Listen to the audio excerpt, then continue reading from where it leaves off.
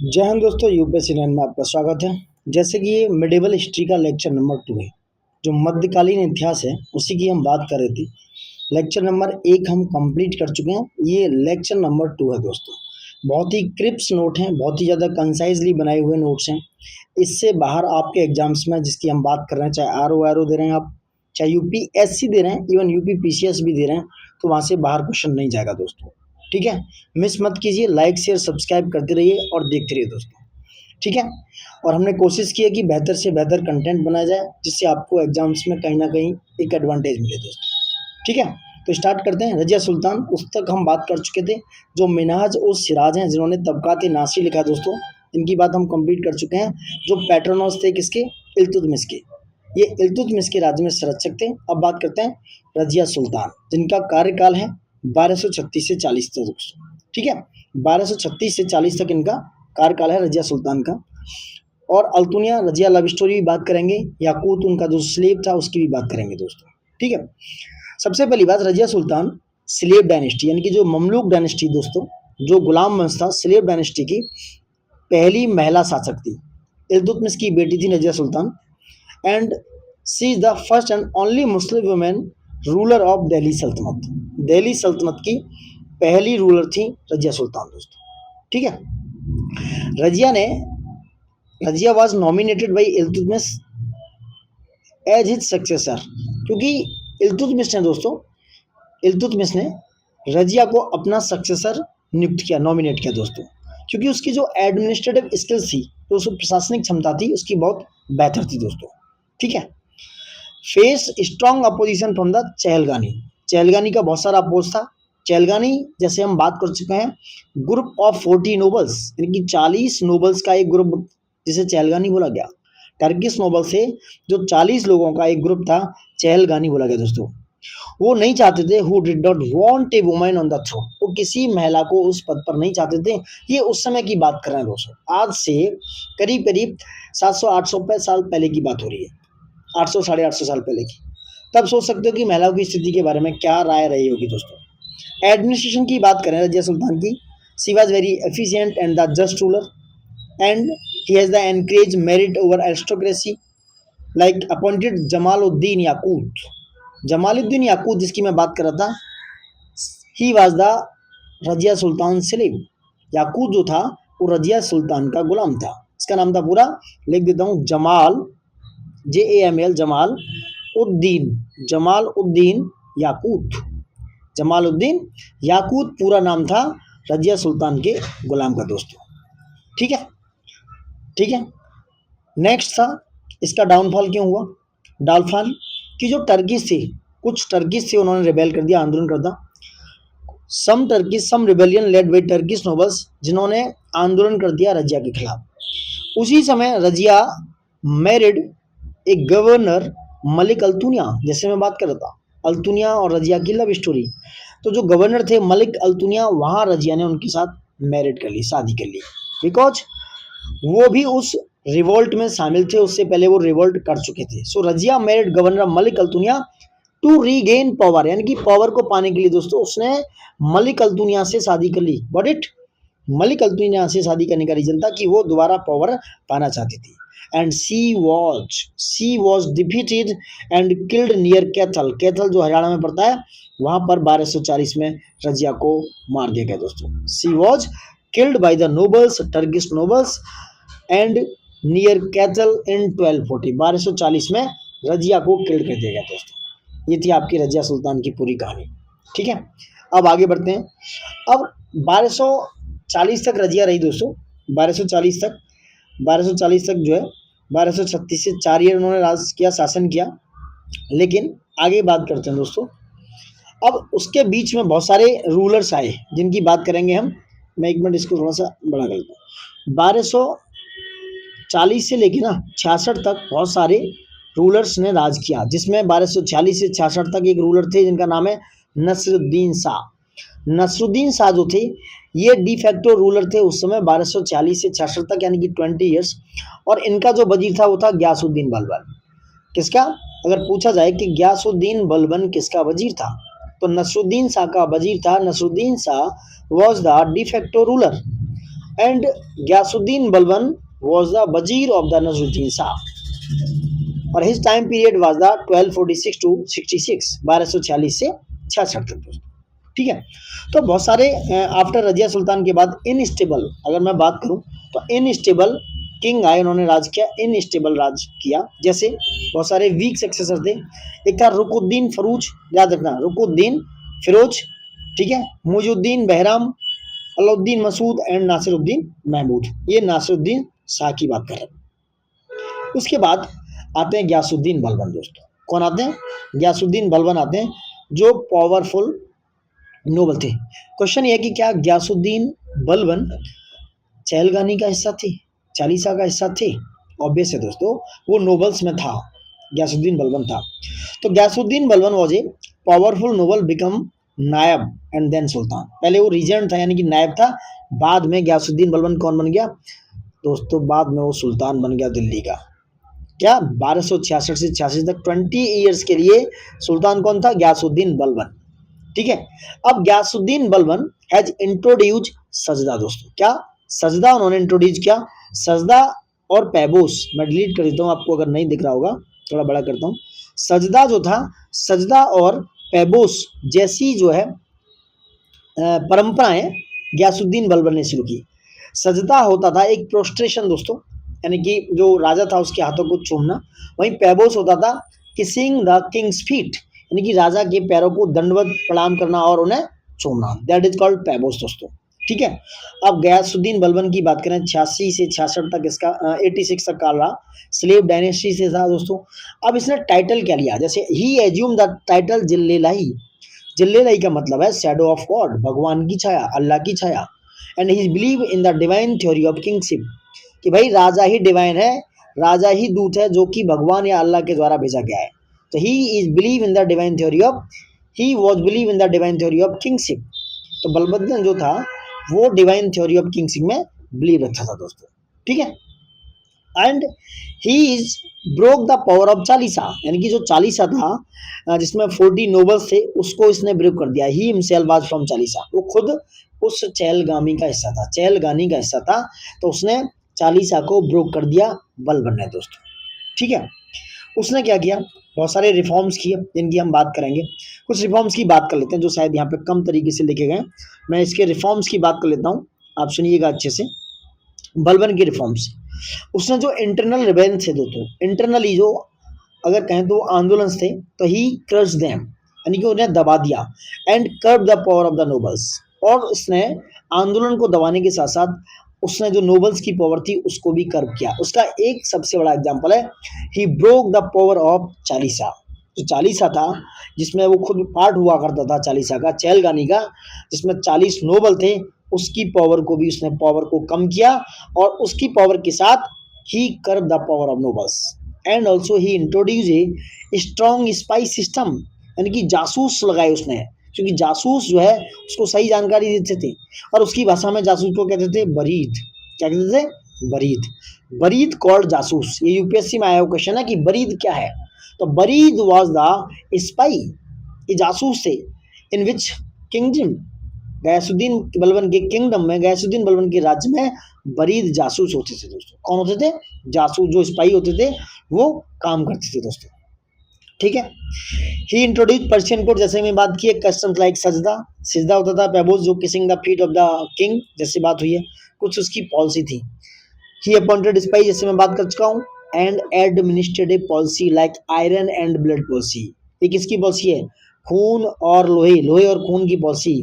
No buddy can oppose the king, उसका कहना था कि king is everything and everything is king, ये कहना था बलबन का। तो nobody can oppose the king, ये बलबन का कहना था दोस्तों। तो बलबन कहता था आयरन एंड ब्लड पॉलिसी उसने लागू की। ये एक बहुत ही सेंट्रलाइज पॉलिसी थी दोस्तों, बहुत ही ज्यादा सेंट्रलाइज विकेंद्रीकृत पॉलिसी थी। सो पॉलिसी थी इसकी ब्लड एंड आयरन, एंड उसके बहुत सारे हैरेस पनिशमेंट थे। नो टॉलरेंस फॉर डिसेंट, अगर आप डिसेंट करते हैं, कोई भी उल्लंघन करते हैं, तो टॉलरेंस की कोई जगह नहीं थी। He reorganize the military to defend against Mongol invasion दोस्तों। ये क्वेश्चन आया है कि भाई किसने रीऑर्गेनाइज किया सेना को? मंगोल इन्वेजन से, जो चाइना से ऊपर है मंगोल, वहां से मंगोल आते थे आक्रमण करने के लिए, उससे बचने के लिए किसने रीऑर्गेनाइज किया मिलिट्री को? ये था बलबन। तो Balban was reorganise military to defend against Mongol invasion. उसने जुडिशरी में रिफॉर्म किए और अपने सिस्टम को, अपने जैसे एडमिनिस्ट्रेशन को वेरी सेंट्रलाइज, जैसे हम बात कर रहे हैं, Balban was very centralize the administration system दोस्तों। No expensive rule, just consolidation. कोई एक्सपेंशन नहीं किया उसने, किसी राज्य पर चढ़ाई नहीं की, झगड़ा नहीं किया, कोई फाइट नहीं की, उसने कंसोलिडेट करने की कोशिश की, समझ रहे हैं। और उसने introduce A Iranian new year is the only festival. उसने एक ईरानियन नवरोज, जिसे बोलते हैं, क्या बोलते हैं, नवरोज, मैं हिंदी में लिख देता हूँ, नवरोज त्योहार था दोस्तों, वो मनाने की बात की दोस्तों। किसने किसने की? ये की इसने, बलबन ने, गैसुद्दीन बलबन।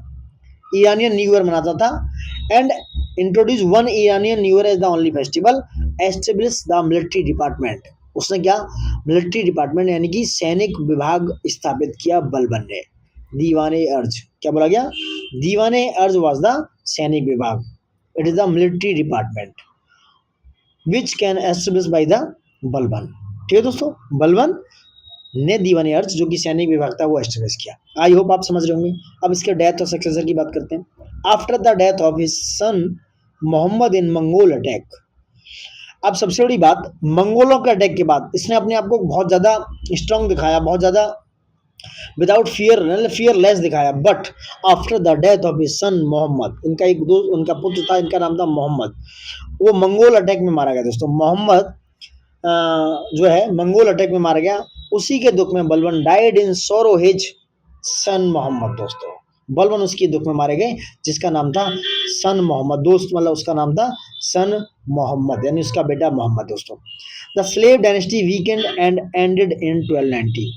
उसके 4 साल बाद देखा जाए तो स्लेव डायनेस्टी, जो गुलाम डायनेस्टी दोस्तों, वो बहुत ही कमजोर पड़ती गई। यानी कि बलबन तक बात संभल के चली, गुलाम डायनेस्टी जो थी 1290 के आते आते बहुत ही ज्यादा वीक पड़ गई। ठीक है। और लास्ट का शासक था कैकाबाद, इसको बोलते हैं कैकाबाद, जो 1287 से 90, यानी कि गयासुद्दीन बलबन के बाद एक और शासक हुए जो कैकाबाद। कैकाबाद का शासन था 1287 से 90 तक दोस्तों। इनके बारे में खास बातें नहीं है। ठीक है, अब आगे बढ़ते हैं। अब आते हैं खिलजी वंश पे। खिलजी वंश जिसका जो फाउंडर था वो था जलालुद्दीन खिलजी दोस्तों, 1291 से 1320 और कहीं कहीं 1290 से 1320। तो Jalaluddin Khilji was the founder of the Khilji dynasty दोस्तों। ठीक है, तो जलालुद्दीन खिलजी ने 1291 से 96 तक शासन किया। क्या? 1291 से 96 तक। उनके शासन काल में दोस्तों मुफ्ता अल फतू अमीर खुसरो के द्वारा लिखी गई। अमीर खुसरो की एक बुक है जिसका नाम है मुफ्त अल फतू। किसने लिखी है? अमीर खुसरो ने, जलालुद्दीन खिलजी के शासन में। ठीक है। He was the very kind rebels including Alauddin Khilji. Alauddin Khilji was the nephew and son in law. Alauddin Khilji इसका भतीजा भी था और बाद में जलालुद्दीन ने उसे अपना दामाद भी बना दिया। क्या बना दिया? सन इन लॉ, दामाद भी बना दिया अलाउद्दीन खिलजी को दोस्तों। किसने? जलालुद्दीन खिलजी ने। नेक्स्ट बात करते हैं, अलाउद्दीन खिलजी ने 1296 में उसका मर्डर कर दिया। समझ रहे हो आप मुगलों का हिसाब किताब। 1296 में murdered by the Alauddin Khilji. 1296 में जलालुद्दीन खिलजी का मर्डर कर दिया अलाउद्दीन खिलजी ने दोस्तों। अब आते हैं अलाउद्दीन खिलजी के शासन पे। ही was the most powerful Khilji ruler. Alauddin Khilji was the most powerful Khilji ruler और ये 1296 से 1316 तक शासन किया दोस्तों। कब तक? 1316 तक दोस्तों। ठीक है। इसने बहुत सारे डिफीट किए राजपूत राज, उनकी बात करेंगे बाद में। पर ये जलालुद्दीन का भतीजा और संदा, जैसे मैंने बताया, आर्मी पे बात कर लेते हैं। अलाउद्दीन खिलजी ने आर्मी के बारे में क्या क्या बातें की, मिलिट्री रिफॉर्म क्या क्या की दोस्तों। उसने परमानेंट आर्मी रखना शुरू किया दिल्ली में, परमानेंट स्टैंडिंग आर्मी इन दिल्ली। किसके पीरियड में? अलाउद्दीन खिलजी के काल में। उसने दाग सिस्टम चालू किया। दाग सिस्टम होता था, घोड़ों को ब्रांडिंग की जाती थी। ही इंट्रोड्यूस दाग यानी कि ब्रांडिंग द हॉर्स एंड चेहरा। चेहरा मतलब होता था जो हुलिया या चेहरा, जो फेस डिस्क्रिप्शन होता था to prevent corruption in the army. यानी कि हुलिया या चेहरा होता था जिससे वह करप्शन को रोका जा सके। तो उसने इंट्रोड्यूस किए दाग एंड चेहरा। ठीक है। और वो पेड करता था salary, cash salary to soldiers. ठीक है। यानी कि he was the only one ruler which can paid the salary in cash instead of land. Instead of land के बजाय वो किसमें देता था दोस्तों? कैश में सैलरी देता था सेना को। कौन? अलाउद्दीन खिलजी दोस्तों। उसकी एक्सपेंसरी पॉलिसी बहुत इंपॉर्टेंट है। कहाँ कहाँ एक्सपेंशन किया इसकी भी बात करेंगे दोस्तों। तो उसने बहुत जगह एक्सपेंशन यानी अपना राज फैलाने की पूरी कोशिश की। Alauddin Khilji was the expensive policy. He captured Gujarat, Ranthambore, Mewar, Malwa, Jalore, Chittorgarh. जो चित्तौड़गढ़ जो है, पद्मावत की स्टोरी, पद्मावती की, वो चित्तौड़गढ़ से ही रिलेटेड है। तो उसने कौन कौन से राजा, रणथंभौर और चित्तौड़, इन सबको यानी कि क्या 1303 में, 1299 में गुजरात, 1300 में रणथंभौर, कुछ इसकी टाइम लाइन है, इसकी बात करेंगे बाद में दोस्तों। चलो एक बार बात कर लेते हैं टाइम लाइन को थोड़ा सा, ठीक है, बात करते हैं। तो अलाउद्दीन खिलजी की मेजर मिलिट्री कन्क्वेस्ट से जो उसने जीते थे उनकी बात कर लेते हैं दोस्तों। देखो हम गुजरात की बात कर रहे हैं, ठीक है, टाइम पीरियड में बोलता जाऊंगा, लिख लेना। 1299 में, ये एक बार क्रोनोलॉजी में लगाने को आया हुआ है। तो 1299 सी में गुजरात को अलाउद्दीन खिलजी ने जीत लिया, ठीक है। इसका जो जनरल था उलूग खान दोस्तों, उलूग खान एंड नुसरत खान जो थे, इसके कौन थे? जनरल थे अलाउद्दीन खिलजी के। गुजरात रूलर उस समय होता था रायकरण दोस्तों। क्या नाम था उनका? Raikaran was the ruler of Gujarat and Raikaran was defeated. Malik Kafur captured from this campaign. तो मलिक काफूर कौन था इसकी भी बात करेंगे। तो मलिक काफूर ने गुजरात को कैप्चर कर लिया और 1299 में वो जीत गया। उसके बाद आते हैं दोस्तों रणथंभौर पे। जैसे मैंने बताया हुआ है, रणथंभौर जो राजस्थान में पड़ता है, 1301 में, टाइम पीरियड लिख देता हूँ, 1301 सी में रणथंभौर को जीत गया दोस्तों। और राणा हम्बीर देव या हम्बीर सिंह जो चौहान शासक थे, यहाँ रणथंभौर पर शासन कर रहे थे दोस्तों, ठीक है। कौन थे?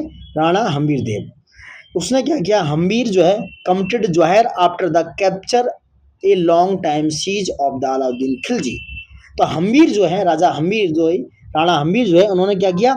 जोहर कर लिया। जोहर एक ऐसी प्रथा थी कि वहां पर वो एक तरीके से सुसाइड, आग में कूदकर सुसाइड कर दिया राणा हम्बीर ने, जब उसने 1301 में रणथंभौर को कंक्वेस्ट कर लिया दोस्तों, ठीक है।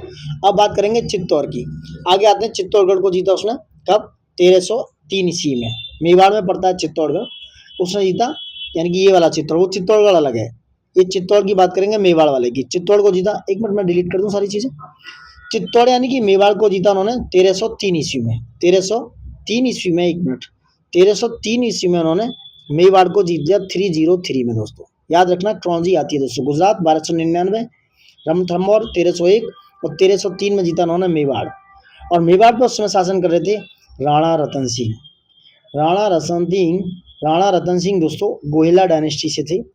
एंड फेमस स्टोरी है रानी पद्मावती की, पद्मनी की जो एसोसिएटेड है। Chittor was captured and brutal massacre followed by Alauddin Khilji and his सेनापतिज। तो 1303 में इस मेवाड़ और चित्तौड़ को जीत लिया गया दोस्तों। अब बात करते हैं मालवा की। मालवा पे आ जाओ। मालवा को इन्होंने विजय किया 1305 में। 1305 सी में मालवा को जीता। किसने जीता?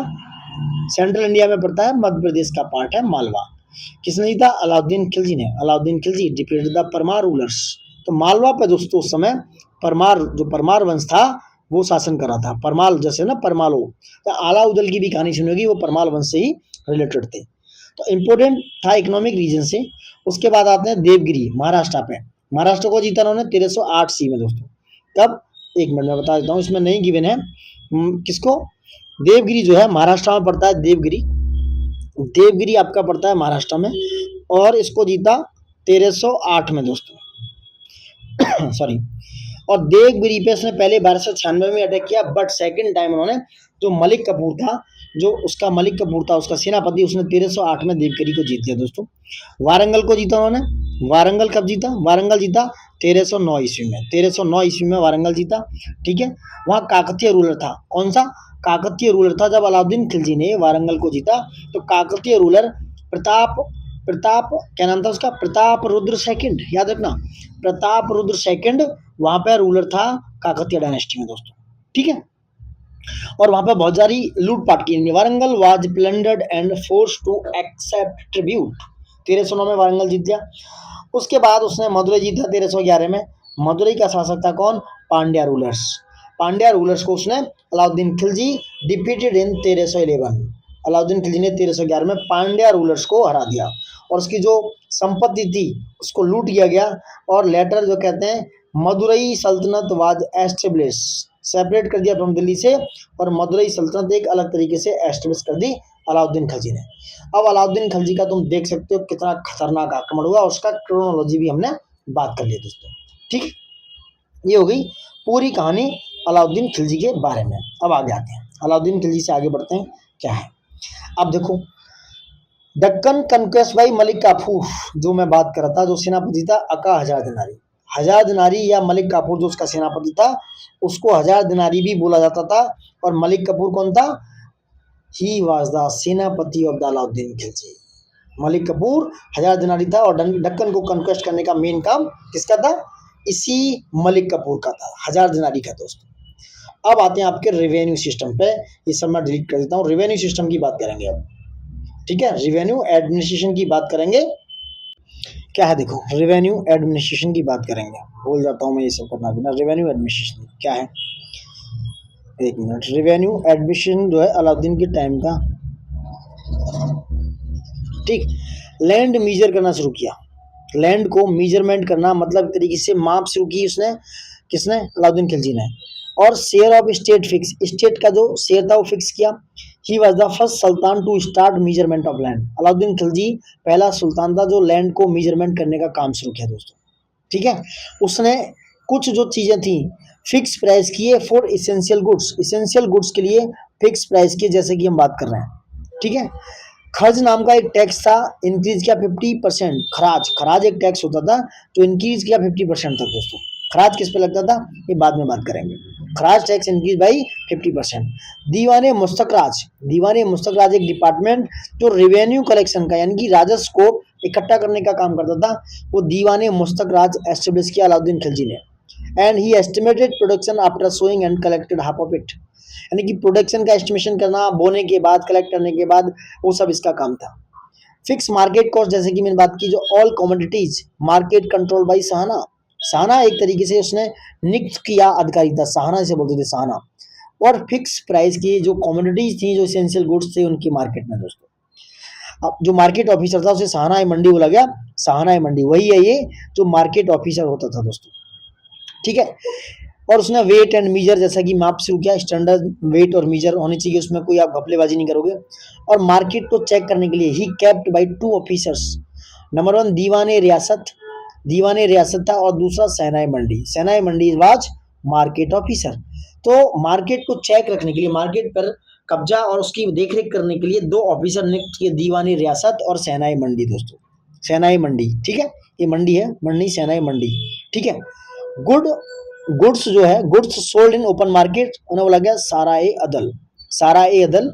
एंड क्रश द इंटरमीडिएटरीज, इक्तादारी बिकम लूज, जो उसने जो इंटरमीडिएटरीज थे, जो इंटरमीडिएट थे, बिचौलिए थे, एक तरीके से उनको क्रश कर दिया, उनको दबा दिया, रौंद दिया। He crush the intermediate persons and इक्तादारी बिकम लूज। उस समय क्या हो गया? इक्तादारी सिस्टम लूज कर गया। किसके समय पे? अलाउद्दीन खिलजी के समय दोस्तों। ठीक है, बात करते हैं आगे। ठीक है, कुछ रिलीजियस पॉलिसीज थी। Did not recognise the caliph of Baghdad, अगर देखा जाए जो बगदाद का खलीफा बोलते थे, उससे इसने कोई मतलब खुद को रिकॉग्नाइज नहीं, जैसे कि बलबन और बाकी इल्तुतमिश ने उसको रिकॉग्नाइज करने की बात की थी। Did not recognise the caliph of Baghdad. ठीक है, दूसरा declared himself independent in religious matter, तो इसने खुद को इंडिपेंडेंट रखा रिलीजियस मैटर पे दोस्तों, धार्मिक मामलों पे इन्होंने रखा। ही वॉज डेथ इन 1316, 1316 में अलाउद्दीन खिलजी की डेथ हो गई। And succeeded by his week सन मुबारक शाह, बाप बहुत स्ट्रांग था और उसका जो वीक सन था वो नाम था मुबारक शाह, याद रखना, मुबारक शाह, मुबारक शाह दोस्तों।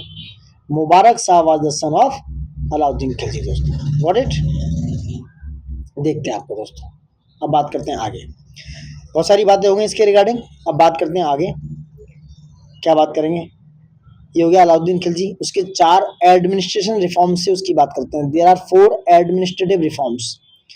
Free grant to land for religious purpose, यानी कि धार्मिक मामलों के लिए वो फ्री ग्रांट देता था लैंड के लिए। रीऑर्गेनाइज की स्पाई सिस्टम उसने, ठीक है, रीऑर्गेनाइज की spy system. Prohibited use of wine, शराब पीना उसने वर्जित किया। जो नोबल्स थे, जो चहलगामी में थे दोस्तों, चहलगामी में थे, should not have social gathering and intercaste marriage without permission. ये काम हुआ, यानी कि जो नोबल्स थे, he should not have, they should not have social gathering, सामाजिक गैदरिंग नहीं कर सकते थे और inter caste marriage without permission of sultan वो नहीं कर सकते थे दोस्तों। कौन? जो वहां पर नोबल्स थे, तो उनकी पावर को घटा दिया और उन्हें अगर इंटर कास्ट मैरिज करनी है तो उन्हें पहले राजा से परमिशन लेनी पड़ेगी दोस्तों। Got it? तो ये सारे रिफॉर्म्स किए, रिऑर्गेनाइज किया स्पाइस सिस्टम को, वाइन पीना प्रोहिबिटेड किया, यानी कि शराब पीना, ये सिस्टम थे। उसने दोस्तों कंट्रोल किया उमरा को कंट्रोल किया। उमरा जो होते थे एक तरीके का रिलीजियस मतलब उलेमा होता था जो रिलीजियस मामलों को देखता था, तो कंट्रोल किया उमरा को एंड सेपरेट किया रिलीजन को पॉलिटिक्स से। सेपरेट यानी कि Alauddin Khilji separated the religion from politics, ठीक है। दूसरा था मार्केट कंट्रोल एंड स्पाइस रखे, जिन्हें मुनियाज बोला गया। क्या बोला गया? मुनियाज। तो स्पाइस से जो मार्केट कंट्रोल थे उन्हें बोला गया इस तरह मुनियाज। कुछ मॉन्यूमेंट्स भी बनाए उसने, मॉन्यूमेंट्स बनाए दोस्तों, जैसे अलाई फोर्ट बनवाया। अलाई फोर्ट कहाँ पे है? राजस्थान में, याद रखना। अलाई फोर्ट और अलाई दरवाजा बनवाया। अलाई फोर्ट राजस्थान में है और अलाई दरवाजा आपका कुतुब मीनार में बनाया, जो कहाँ पर है? माहौली में, दिल्ली में दोस्तों। Alai Darwaza was the entrance gate of Qutub Minar made by Alauddin Khilji. Got it? अब आते हैं अमीर खुसरो पे। Amir Khusro was his court poet. वो क्या थे? अमीर खुसरो अलाउद्दीन खिलजी के कवि थे। उन्होंने ओरिजिनेट किया ख्याल और तराना को। ख्याल और तराना स्टाइल्स हैं म्यूजिक की, उन्होंने ओरिजिनेट की, उत्पत्ति की। और कव्वाली का पिता भी अमीर खुसरो ही बोला जाता है। अमीर Khusro was the father of qawwali. और तुगलक नामा भी किसने लिखा दोस्तों? ये भी अमीर खुसरो के द्वारा लिखा गया है। He was the founded Siri Fort. It was the third foundational city of Delhi दोस्तों। तो जो सिरी फोर्ट है ये तीसरा फाउंडेशनल सिटी था दिल्ली के अंदर, जो अलाउद्दीन खिलजी ने फाउंड किया दोस्तों। अलाउद्दीन खिलजी फाउंडेड सिरी फोर्ट दोस्तों। ये था आपका पूरा ब्यौरा अलाउद्दीन खिलजी के बारे में दोस्तों। अभी बात करूं जो मुबारक शाह था, जो खिलजी डायनेस्टी का एंड कैसे हुआ इस पर भी बात कर लेते हैं। खिलजी डायनेस्टी के एंड के पीछे जो मुबारक शाह था, Mubarak Shah was the son of the Alauddin Khilji, उसको खुसरो खान ने मार दिया दोस्तों। याद रखना, Khusro Khan was murdered by Mubarak Shah was murdered by Khusro Khan, a Hindu convert. Khusro Khan Hindu से मुस्लिम बना था, ठीक है। उसके बाद Ghiyasuddin Tughlaq governor of Dipalpur march to Delhi and the overthrow Khusro. 1320 में उसने खुसरो खान को क्या किया? जो गयासुद्दीन तुगलक था, गयासुद्दीन तुगलक जो तुगलक डायनेस्टी का कौन था? हेड, जिसने तुगलक डायनेस्टी एक तरीके से बसाई, जो सुल्तान बना दिल्ली जाके। उसने क्या किया? दीपालपुर का गवर्नर था, उसने दिल्ली की तरफ कूच कर दिया, क्योंकि उस समय वीक शासक था। वीक सक्सेसर आया कौन? खुसरो खान। वो एक हिंदू कन्वर्ट था, हिंदू से मतलब मुसलमान बना था। तो दीपालपुर का जो गवर्नर याद है गयासुद्दीन तुगलक, दिल्ली की तरफ मार्च किया और उसको दिल्ली को गद्दी से ओवरथ्रो किया खुसरो खान को 1320 में दोस्तों। 1320 यानी कि 1320 में गयासुद्दीन तुगलक ने क्या किया? गयासुद्दीन तुगलक ने ओवरथ्रो कर दिया खुसरो खान को 1320 में। Got it? ये पूरा ब्यौरा था। अब इससे आगे शुरू होगी तुगलक डायनेस्टी दोस्तों। तुगलकों ने राज किया 1320-21 से लेके 1414 तक करीब, ठीक है। 1414 तक तुगलक डायनेस्टी रही है दोस्तों। अब बात करते हैं मैक्सिमम टेरिटोरियल किंगडम इन सल्तनत दोस्तों। अगर देखा जाए मैक्सिमम अगर टेरिटोरियल किंगडम था वो कहाँ था? सल्तनत काल में दोस्तों। याद है गयासुद्दीन तुगलक जो 1320 से 25 तक रहे, कौन? गयासुद्दीन तुगलक, ठीक है। गयासुद्दीन तुगलक जो था ये तुगलक डायनेस्टी का फाउंडर था, जैसे मैंने बात की।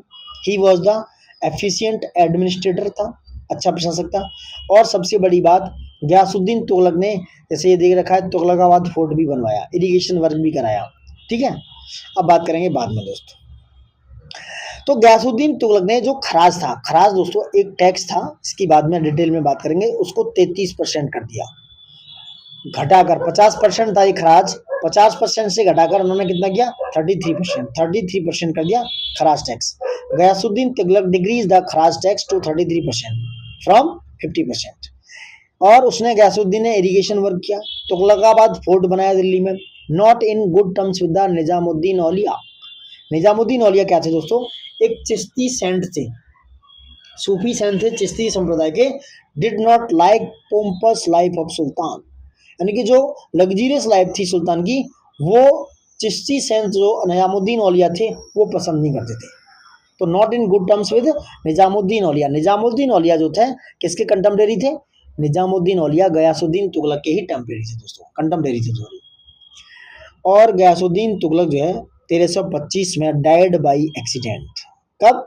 1325 में 1325 में गयासुद्दीन तुगलक मर गया दोस्तों। व्हेन ए वुडन पवेलियन बोलते हैं, कैसे मरा वो? When a wooden pavilion collapse suspected to be conspiracy by his son Mohammad. ऐसा बोला जाता है कि एक लकड़ी का कुछ बना हुआ था, वो कोलैप्स कर गया पवेलियन, और उसका जो कॉन्स्पिरेसी रची जाने का उसके बेटे जिसका नाम है मोहम्मद, उस पर शक जाता है। क्या जाता है? मोहम्मद बिन तुगलक जो आगे आया था उस पर शक जाता है दोस्तों। ठीक है, ठीक है। तो इसका मोहम्मद बिन तुगलक की बात करें, 1325 से 51 तक आया। इसका बर्थ नेम था जोना खान दोस्तों। क्या था? जोना खान। ठीक है, ठीक है। तो बर्थ नेम था जोना खान, और इसको वाइजेस्ट फूल बोला गया दोस्तों, और he was the secular king. Mohammad bin Tughlaq जो है सेकुलर किंग था दोस्तों। अब सेकुलर किंग क्यों बोला गया? क्योंकि Mohammad bin Tughlaq had relation with the Jain Jin Prabha Suri के साथ इनके संबंध थे। क्या नाम था उनका? सूरी नाम था। जैन जिन प्रभा सूरी के साथ इनके रिलेशन थे, संबंध थे, जो जैन थे दोस्तों। दूसरा, ही was the first sultan of the drink Ganga water and celebrate Holi. तो मोहम्मद बिन तुगलक पहला सुल्तान था दोस्तों जिसने गंगा का पानी पिया, जल पिया सॉरी, और सेलिब्रेट किया होली को दोस्तों। होली जो फेस्टिवल था हिंदुओं का, उसको सेलिब्रेट किया, और गंगा जल पीने वाला पहला शासक था मोहम्मद बिन तुगलक दोस्तों। ठीक है, इसके कुछ और टाइटल्स थे, इनकी बात कर लेते हैं। जैसे इसका एक टाइटल था उलुग खां, अल सुल्तान जिल्ली अला, इस तरह से कुछ टाइटल थे दोस्तों इसके। ठीक है, अल सुल्तान जिल्ली अला इसका टाइटल था। इब्न बतूता जो है मोरक्को का एक यात्री था जो इसी के काल में आया, इसने उसको काजी बना दिया। Ibn Battuta came from Morocco Africa, और उसको इसने काजी बना दिया। और इब्न बतूता के द्वारा रेहला लिखा गया दोस्तों। क्या लिखा गया? Rihla. Wrote about Tughlaqs rain not about society. तो रेहला में कई बार पूछा जाता है कि सोसाइटी के बारे में, वहाँ के एडमिनिस्ट्रेशन के बारे में, वहाँ के सोशल इश्यूज के बारे में बातें नहीं, उसने तुगलक के शासन के बारे में बात की रेहला में। किसने? इब्न बतूता ने दोस्तों। ठीक है, और गयासुद्दीन तुगलक इसका बाप था। अबुल मजाहिद इसका निकनेम था। ठीक है, पूरा नाम था इसका मलिक फखरुद्दीन जोना खां। क्या नाम था? मलिक फखरुद्दीन जोना खां, इसका पूरा नाम था मोहम्मद बिन तुगलक का दोस्तों। वही बात करें, इसके बहुत सारे रिवोल्ट हुए इसके काल में, उस पर नहीं जाएंगे कि बहुत सारे रिवोल्ट हुए हैं। अब बर्नी ने डिस्क्राइब किया इसके 5 मेजर पॉलिसीज मोहम्मद तुगलक की, जो ये 5 कंट्रोवर्शियल डिसीजन थे, इनकी बात करने वाला था मैं, जो ये बर्नी ने डिस्क्राइब की 5 कंट्रोवर्शियल डिसीजन। ठीक है, जो डिस्क्राइब किए बर्नी के द्वारा दोस्तों। पहला, इंक्रीज टैक्सेशन इन दुआब, जो गंगा यमुना का दुआब है वहाँ इसने टैक्स बढ़ा दी दोस्तों। Increase in Doab tax. Agri reforms किए, यानी कि एग्रीकल्चर में रिफॉर्म्स किए। गेव चीप लोन, यानी सस्ते लोन दिए। सोनदार, यानी कि जो मिसयूज किया गया पीपल के द्वारा। सोनदार एक तरीके से तकावी ऋण था, लोन था जो दिया गया और लोगों ने उसका मिसयूज किया दोस्तों। दूसरा, इसने ट्रांसफर किया कैपिटल दिल्ली से दौलताबाद, यानी कि Mohammad bin Tughlaq transfer the capital from Delhi to Daulatabad, to Devagiri है, to make capital in centre of kingdom and back due to water scarcity. और वहाँ से वापस भी आया क्योंकि पानी की कमी पड़ने के बाद फिर वहाँ से ये वापस आ गया। और इसने जो 1327 ईस्वी में, ये याद रखना, टाइम लाइन जरूर याद रखो, ट्रांसफर किया कैपिटल दिल्ली से दौलताबाद 1327 ईस्वी में। तब 1327 ईस्वी में इसने अपनी राजधानी शिफ्ट की, कहाँ से? दिल्ली से दौलताबाद, यानी कि देवगिरी। ठीक है, फरिश्ता के हिसाब से देखा जाए तो his advisor suggested that Ujjain can be made the capital, but he was more familiar with Devagiri, क्योंकि देवगिरी में वो रहा होगा, कुछ भी रहा होगा, तो वो फेमिलियर था उसके से। नेक्स्ट था, तीसरा क्या था? उसने टोकन करेंसी जारी की। टोकन करेंसी ब्रास, यानी कि जो ब्रास की करेंसी थी, मेड किया 1 टंका इज इक्वल टू 1 जीतल, यानी टंका को और जीतल के बराबर उसने करेंसी जारी की। एक्सपीडिशन ऑफ खुरासान, जो खोरासान था वहाँ उसने क्या किया? अपने एक्सपीडिशंस भेजी कराची में दोस्तों, सेंट्रल एशिया की बात कर रहा हूँ। और जो खुरासान यानी कि कराची में जो नीचे दिया है वहाँ पे जो है, वहाँ पे इन्होंने एक्सपीडिशन भेजे, ये इसको महंगे पड़ गए। खुरासान का आक्रमण महंगा पड़ गया। उसके बाद कराची में एक्सपीडिशन भेजी जो हिमाचल प्रदेश में हेड टू क्रॉस हिमालय है। हिमालय को क्रॉस करने के बाद ये सब इसको बहुत ज़्यादा महंगा पड़ गया दोस्तों। ठीक है, पहला सुल्तान था ये मोहम्मद बिन तुगलक जिसने इंट्रोड्यूस किया था टेंडर करेंसी 1330 ईडी में, यानी कि 1330 में टेंडर को जारी किया और करेंसी बनाने का ठेका दे दिया दोस्तों ने। ठीक है, और वहीं खुरासान का जो कैंपेन था वो बहुत इसको महंगा पड़ा, जो सेंट्रल एशिया में है वो इसको बहुत ही एक्सपेंसिव पड़ा दोस्तों। वहीं 1337 में उसने कराईचल, जैसे मैं बात की थी, कराईचल का कैंपेन किया, जो कुल्लू कांगड़ा यानी हिमाचल में सिचुएटेड है दोस्तों। कब क्या, ये 1337 ईस्वी में। तो ये इसके 5 कंट्रोवर्शियल डिसीजन थे जो मोहम्मद तुगलक ने लिए दोस्तों। ठीक है, ठीक है।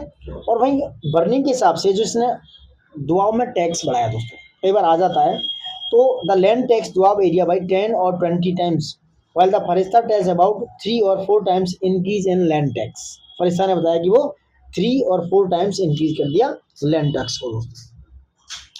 तो ये सारी कहानी थी मोहम्मद बिन तुगलक से दोस्तों। उसने दीवाने कोई डिपार्टमेंट खेला, एग्रीकल्चर से रिलेटेड है ये, यानी कृषि विभाग से रिलेटेड एक विभाग खोला, इसका नाम रखा गया दीवाने कोई दोस्तों। ठीक है, ठीक है। वो एक अच्छा कैलीग्राफर भी था, पोएट भी था मोहम्मद बिन तुगलक। ठीक है, आगे आते हैं। घरी टैक्स था उसने। घरी एक तरीके का था, घर पे लगाया जाना, हाउस टैक्स होता था। वहीं चराई करता, जो पाश्चर टैक्स होता था। चराई मतलब पशुओं पर चारा गृह में लगने वाला टैक्स होता था, जिसे बोलते थे पाश्चर टैक्स। तकाबी एंड सौंदार होते थे, जो किसानों को लोन दिया जाता था, उन्हें तकाबी और सौंदार बोला गया। उसने कैश क्रॉप यानी कॉमर्शियल क्रॉप जैसी चीज़ों को एनकरेज किया, और तुगलकाबाद को बिल्ड करने का हाथ जाता है मोहम्मद बिन तुगलक को, जिसे बोलते हैं MBT।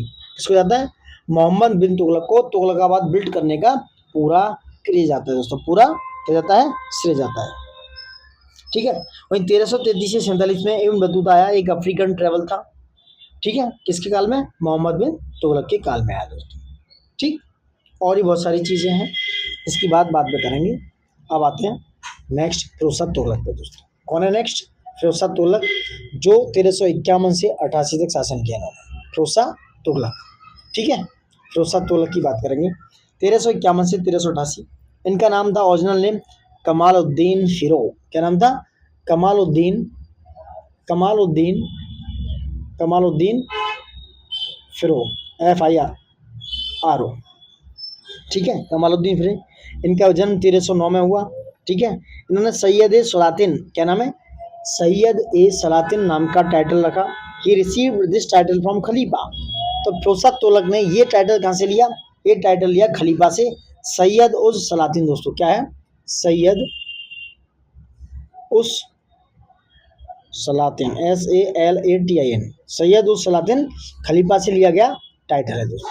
ठीक है, किसने दिया ये, फिरोज तुगलक ने दोस्तों। आगे आते हैं 1345 में फिरोज तुगलक एक ट्रस्टी काउंसिल बनाया दिल्ली में। 1345 में उसने एक ट्रस्टीशिप काउंसिल बनाई, कहाँ पर, दिल्ली में दोस्तों। ठीक है, वहीं बात करते हैं तारीख फिरोजशाही।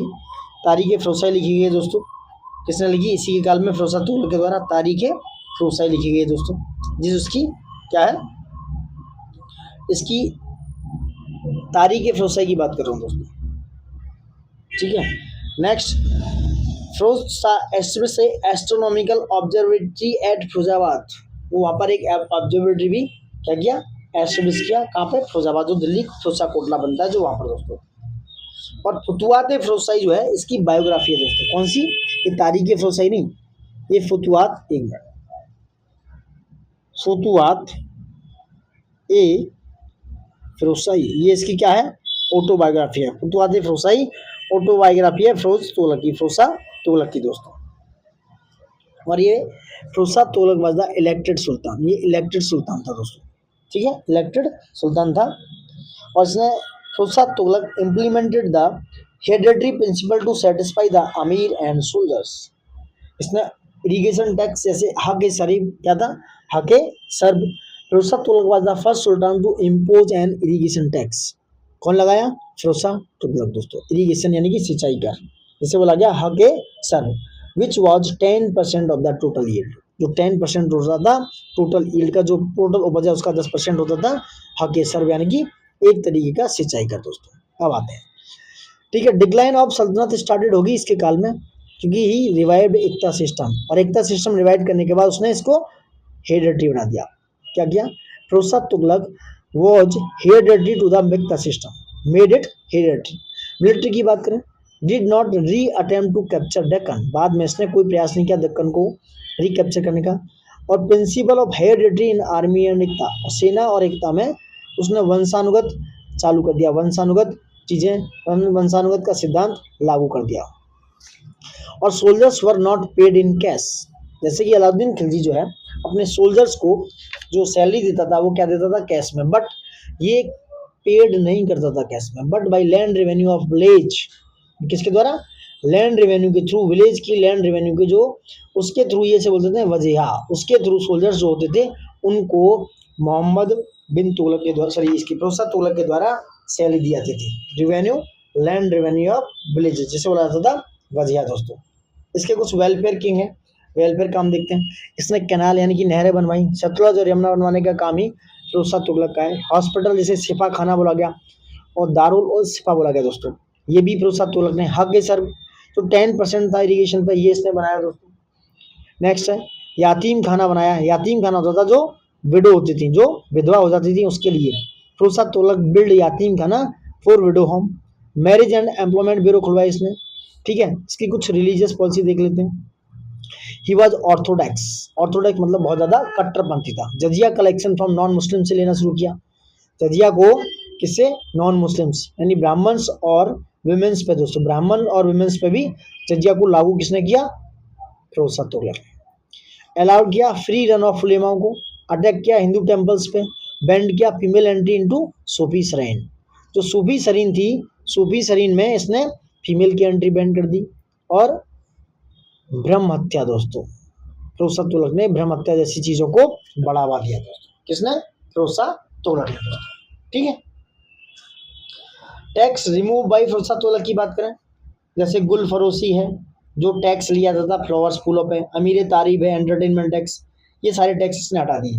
रोगा गंगरी है जो प्रोड्यूसिंग ऑयल होता था, खिजरबाद, ये सब अब्बाब, इस तरह के टैक्स इसने हटा दिए दोस्तों। ठीक है, करीब इसने 150 मील करीब यमुना रिवर टू हिसार यानी कि वहाँ तक कैनाल बनाई। सेकंड कैनाल जो सतला रिवर टू घग्गर तक 96 मील, वो राजबाई कैनाल बनाई। तीसरी कैनाल थी सिरमौर हिल्स झांसी में, जो कि हिमाचल प्रदेश में, वो इसने बनवाई दोस्तों। ठीक है, घग्गर रिवर भी जो फिरोजाबाद में थी, यमुना रिवर जो फिरोजाबाद में।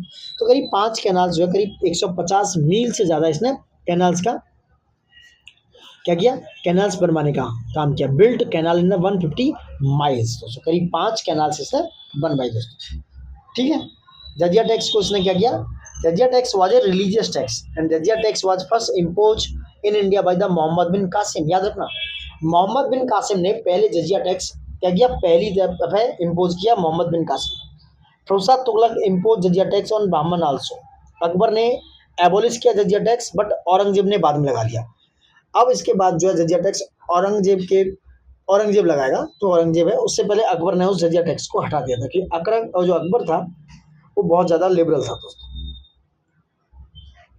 और फक्सियर had first abolish the jizya tax but after sometimes he reimpose this tax. ठीक है, क्योंकि जो फक्सियर था पहले उसने एबोलिश किया, बाद में फिर दोबारा से जजिया को उसने हटा दिया दोस्तों। एक और कहानी, ये Ghiyasuddin Tughlaq was the first sultan of the Delhi जिसने गाजी की पदवी ली। गाजी किसकी, गाजी की। याद रखना, ऐसे क्वेश्चन आ जाते हैं। गाजी का जो टाइटल लिया वो पहला सुल्तान था, क्या नाम था इसका, ये था गयासुद्दीन तुगलक। इसने बहुत सारी नहरें, जैसे हम बात करें, 2 पिलर थे अशोका टाइम के, अशोक के टाइम के 2 पिलर थे। तो अशोका के टाइम के पिलर्स को प्रोसा Tughlaq brought from Meerut and Topra to Delhi by प्रोसा तुगलक। तो ये मेरठ और टोपरा से कहाँ लेके आ गया, दिल्ली। मेरठ और टोपरा से लेके उन्हें दिल्ली आ गया, कौन, मेरठ और टोपरा से दिल्ली लेके आ गया प्रोसा तुगलक दोस्तों। ठीक है, अब बात करते हैं डिपार्टमेंट्स की इसकी। दीवाने खैरात जो मैरिज था, दीवाने खैरात मैरिज ब्यूरो था जो पुअर गर्ल्स के लिए ये जो है शादी कराता था, चैरिटी कराता था, ये प्रोसा तुगलक के काल में खोला गया। ठीक है, दीवाने बंदकान जो एम्प्लॉयमेंट ब्यूरो था स्लेव्स के लिए, गुलाम के लिए, सबसे ज्यादा गुलाम से इसी के काल में पाए गए। और दीवाने इस्तिकाका जो ओल्ड एज पेंशन था इसके काल में दिया जाता था, जो वृद्ध लोग थे दोस्तों। ठीक है, अका ग्रेट बिल्डर, इसको ग्रेट बिल्डर, महान जो है निर्माता भी बुलाता है। 300 से सिटी से ज्यादा इसने बनाए, कुछ टाउन्स भी। हॉस्पिटल खुलाया दिल्ली में, जैसे दारुल सभा बोला गया, ये एक चैरिटी हॉस्पिटल था। फिरोजा कोटला सिटी बसाया जहाँ पे आजकल क्रिकेट का मैदान है। फिरोजा कोटला फोर्ट था, हिसार बसाया इसने। फतेहाबाद जो हरियाणा में इसने बसाया। फिरोजा जो उत्तर प्रदेश में, Firozabad was the 5th foundational city of Delhi, जो इसने किसने बताया, प्रोसा तुगलक ने दोस्तों। जौनपुर अपने भाई की याद में, जौना खां की याद में जौनपुर बसाया। जौना खां नाम कौन था, मोहम्मद बिन तुगलक, जो इसका भाई हुआ करता था। ठीक है, उसकी याद में, जौना खान की याद में बनाया क्या, जौनपुर, जो उत्तर प्रदेश में है। जियाउद्दीन बरनी लिखते हैं इसके बारे में, तारीख फिरोज शाही और फतवाए जहांदारी दोस्तों। Tarikh Firoz Shahi is talking about rules of many previous rule also. Tarikh Firoz शाही में फिरोज तुगलक के साथ साथ बहुत सारे जो प्रीवियस रूल्स हैं उनकी भी बात की गई है दोस्तों। ठीक है, उनकी भी बात की गई है दोस्तों। ठीक है, ये सब बात की गई है किसकी, फिरोज तुगलक की बात की गई है तारीख फिरोज शाही में दोस्तों। वहीं फतवाए जहांगीरी में एडमिनिस्ट्रेशन और एथिक्स की भी बात की गई दोस्तों। किसकी, एडमिनिस्ट्रेशन और एथिक्स की बात भी फतवाए जहांगीरी में, किसमें, फतवाए जहांदारी में की गई है दोस्तों। जियाउद्दीन बरनी ने इनके बारे में लिखा और जियाउद्दीन बरनी ने तारीख फिरोज शाही और फतवाए जहांगीरी दोनों लिखी हैं दोस्तों। ठीक है, और बात कर लेते हैं और इसके बारे में क्या है।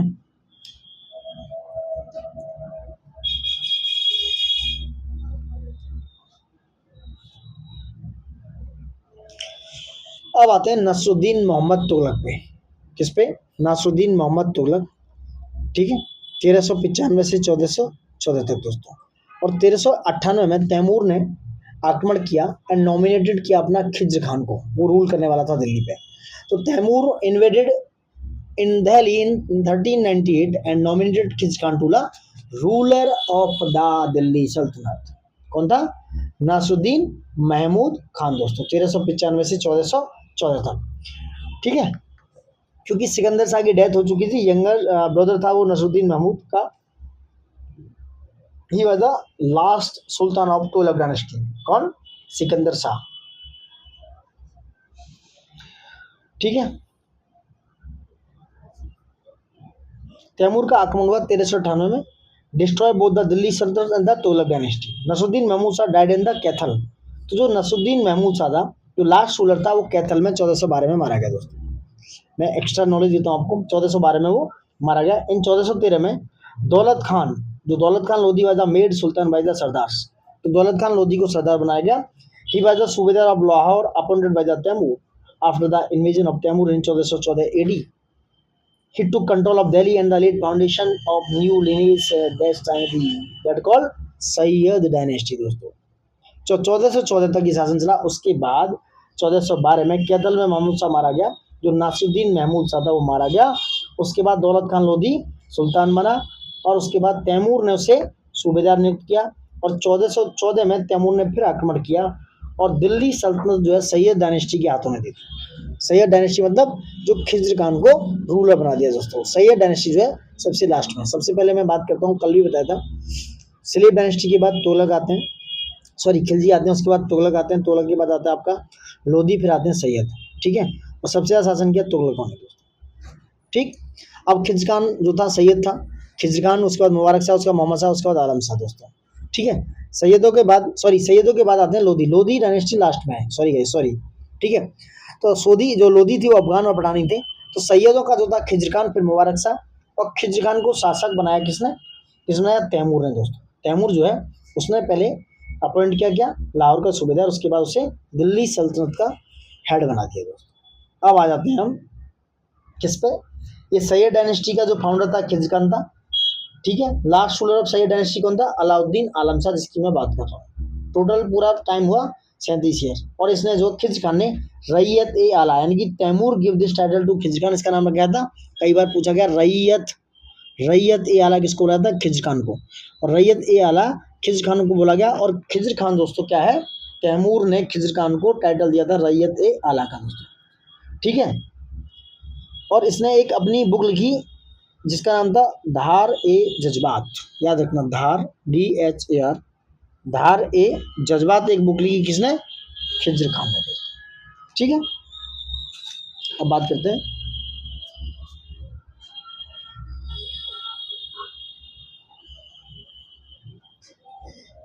ये सब सैयद डायनेस्टी के बारे में बहुत ज़्यादा नहीं पूछा जाता क्योंकि बहुत कुछ ऐसा किया नहीं, बहुत ज़्यादा लंबा शासन था। अब आते हैं लोधीज पे।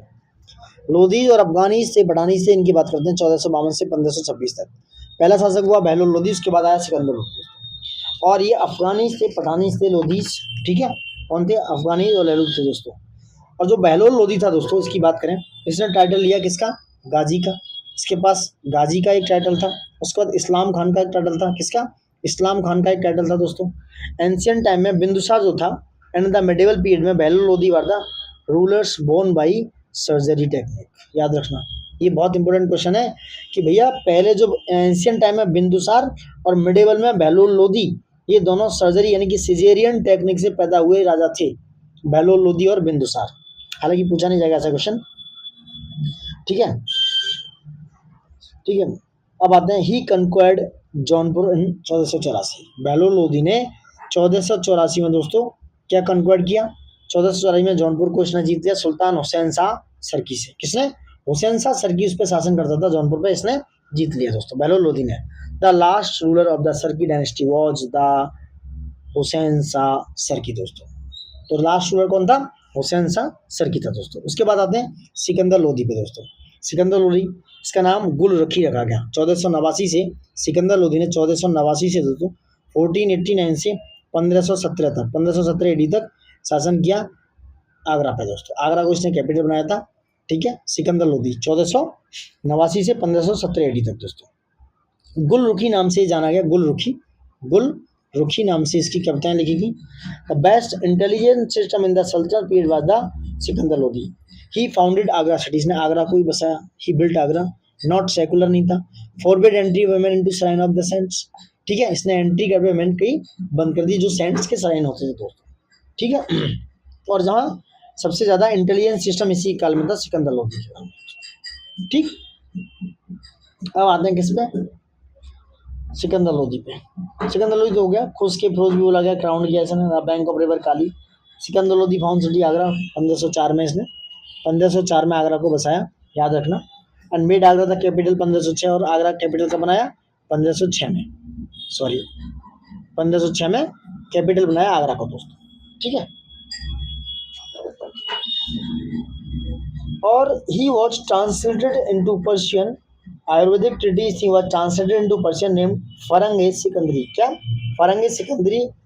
इन his title in his time Lazzat ए Sikandar Shahi, one of the best book of vocal art was composed. Sikandar Lodhi was very found of shehnai. Sikandar Lodhi क्या था? सेनाई का बहुत शौकीन था। एंड सुल्तान अलेक्जेंडर एबोलिश जकात, यानी कि जो इनकम टैक्स था जो ग्रीन पर, उसको किसने, इसने जो है क्या कर दिया? एंड कर दिया, जकात को एबोलिश कर दिया। और सिकंदर लोधी इंट्रोड्यूस गजे सिकंदरी। गजे सिकंदरी एक पैमाना होता था जो इसे इंट्रोड्यूस किया, आगे बात करेंगे इस पर शायद। गजे सिकंदरी जो 32 इंच का होता था, the measurement of the agriculture land, क्या होता था? गजे सिकंदरी, ठीक है। और फाउंड आगरा इन 1504, और कैपिटल बनाया 1506 में। बरीद मुमालिक जो होते थे हेड ऑफ इंटेलिजेंस डिपार्टमेंट, तो इसके काल में सबसे ज्यादा इंपोर्टेंट थे, सबसे ज्यादा स्ट्रॉन्ग थे बरीद मुमालिक दोस्तों, ठीक है। उसके बाद आते हैं इब्राहिम लोधी पे, जो 1517 से 1526 AD तक काम किया दोस्तों। फर्स्ट बैटल ऑफ पानीपत लड़ा 1526 में बाबर के साथ, इब्राहिम लोधी का हुआ। और 2 साल बाद this was the last Lodhi sultan. Ibrahim Lodhi was the last Lodhi sultan था। The king has no relative, the rate of land revenue charge by Ibrahim Lodhi was 1/4। तो इसके शासनकाल में जो लैंड रेवेन्यू रखा गया वो 25% यानी 1/4 रखा गया दोस्तों, ठीक है। Babur's well discipline army in the orderly defeated Ibrahim Lodhi had 10 times more army. Babur जो है पहले डिसिप्लिन आर्मी थी, आर्टलरी उसकी अच्छी थी, आर्टलरी अच्छी होने के बाद उसने इब्राहिम लोधी को हरा दिया, और जबकि इब्राहिम लोधी की सेना उससे 10 गुनी ज्यादा थी दोस्तों, ठीक है। तो इब्राहिम लोधी किसमें? पहला बैटी वाला पानीपत जो 1526 में हुआ उससे हार गया दोस्तों, ठीक है। वही बाबर ने एक पानीपत में टॉम बनाया, made of bricks and the buried Ibrahim Lodhi in it, उसी को दफना दिया। बाबर का काम था दोस्तों। Babur called Ibrahim Lodhi as unpolished सूरमा and miser who worried more about filling his treasure, यानी कि वो बहुत कंजूस था और बहुत अनपॉलिश सूरमा था। कौन? इब्राहिम लोधी, जो अपने ट्रेजर यानी खजाने की सबसे ज्यादा रखवाली करता था। 1518 में there was a battle of the Ghatoli between the Maharana Sanga and Ibrahim Lodhi. Ibrahim Lodhi was defeated in this battle according to the Farishta. He fought till the death and was killed like a soldier according to Niamatullah, यानी कि जो नियामतुल्लाह था। Apart from sultan Ibrahim no other sultan of India was killed in the battlefield, ठीक है। इब्राहिम लोधी के सिवा कोई सुल्तान ऐसा नहीं था, ये नियामतुल्लाह ने बोला था, जो फील्ड में मारा गया हो दोस्तों, ठीक है, ठीक है। अब बात करते हैं 4 types of tax in Quran. कौन से 4 टाइप के टैक्स हैं जो कुरान में गिवन है दोस्तों? अब बात कर लेते हैं। जजिया। जजिया एक नॉन मुस्लिम टैक्स था जो फिरोज तुगलक ने ब्राह्मणों, वुमेन्स एंड चिल्ड्रंस पर भी लगा दिया। पहले ये नहीं था, पहले जो है ब्राह्मण और वुमेन्स पर भी नहीं था, ठीक है। और जजिया को लगाने का मेन श्रेय मोहम्मद बिन कासिम को जाता है, जिसने स्टार्ट किया दोस्तों, ठीक है। First introduce by the Qutubuddin Aibak, not on Brahmins, women and children. तो ब्राह्मण्स पे ही नहीं लगता था, वुमेन्स पे नहीं लगता था और चिल्ड्रंस पे। Jizya was remove by Akbar. Akbar ने जजिया को हटा दिया। उसके बाद औरंगजेब ने री इम्पोज किया जजिया को दोस्तों, ठीक है। जक़ात होता था 2% टैक्स ऑन प्रॉपर्टी, याद रखना। प्रॉपर्टी पर लगने वाला टैक्स जो 2% था वो जक़ात कहलाता था। खराज होता था जो 1/10 of produce as land tax, जो प्रोड्यूस हुआ है, आपने उत्पादन किया लैंड में, भूमि में, उसका 1/10 दिया जाता था, खराज होता था। और 1/5 टू सुल्तान और 4/5 टू सोल्जर्स।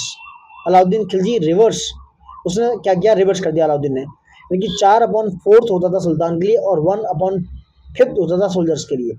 खम्स होता था, खम्स होता था यानी कि 1/5 ऑफ द बूटी कैप्चर ड्यूरिंग वॉर। युद्ध के समय जो लूटा हुआ धन था, बूटी का हुआ धन था, उसका 1/5 जो है खम्स के रूप में दिया जाता था दोस्तों।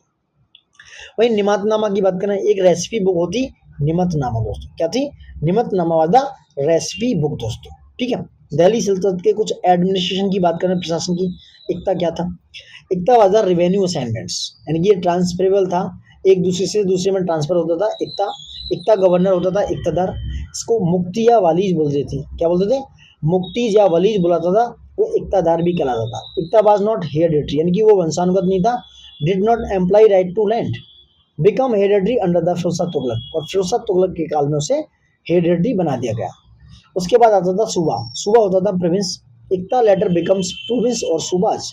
और जो 6 होते थे वो डिस्ट्रिक्ट होता था। परगना होता था, 84 एंड 100 विलेजेज उस परगना के अंडर में आते थे। और परगना की जो देखरेख करता था वो होता था अमीन, अमीन या अमील या मुशरिफ, इसको ट्रेजर बोलते थे, क्या बोलते थे, कोषाध्यक्ष। कानून को होता था। और कारकुन होता था, कारकुन होता था क्लर्क। वहीं विलेज होता था, village was the smallest unit of administration. और विलेज में होते थे चौधरी, पतवारी, खुद, खुद होता स्मॉल, खुद जो होता था small land owners and village, Muqaddam होता था और चौकीदार होता था। ये विलेज को हेड करते थे, ये उसका प्रशासन था। कुछ एडमिनिस्ट्रेटिव डिपार्टमेंट थे, जैसे दीवाने वजारत फाइनेंस से था, आरएज मिलिट्री से रिलेटेड था, ठीक है। बंदगान स्लेब्स और पीओडब्ल्यू वाले इंसा होता था, पोस्ट एंड लेटर्स करने वाला रिसालत रिलीजन से था, कोई एग्रीकल्चर से, मुनिया स्पाई से, मुस्तकरा टैक्स कलेक्शन से, और काजी आपका जुडिशरी होता था दोस्तों। काजी क्या होता था, जुडिशियल विभाग से।